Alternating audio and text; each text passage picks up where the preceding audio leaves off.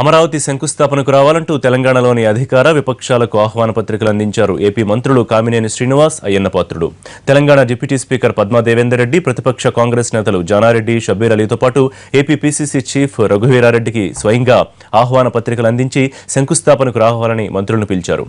వారి ఆహ్వానాన్ని మన్నించిన నేతలు తప్పకుండా వస్తామని హామీ ఇచ్చారు.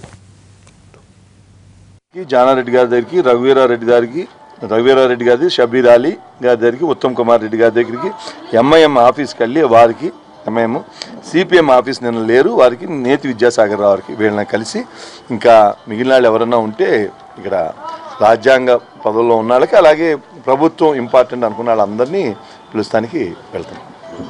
ఈ ఆంధ్ర రాష్ట్రంలో ఉన్నటువంటి 5 కోట్ల మంది కూడా భాగస్వాములు అవ్వాలన్నదే చంద్రబాబు నాయుడు గారి ఉద్దేశం. దీని పార్టీలకు అతీతంగా అది గవర్నమెంట్ ఫంక్షన్, అందరికీ సంబంధించిన ఫంక్షన్. నూతన రాజధాని నిర్మాణం చేసుకునే అవకాశం మనకు వచ్చింది కాబట్టి అందరూ కూడా పార్టీలకు అతీతంగా దీంట్లో ఇన్వాల్వ్ అవ్వాల్సిన అవసరం ఉందని చెప్పి నేను భావిస్తున్నాను.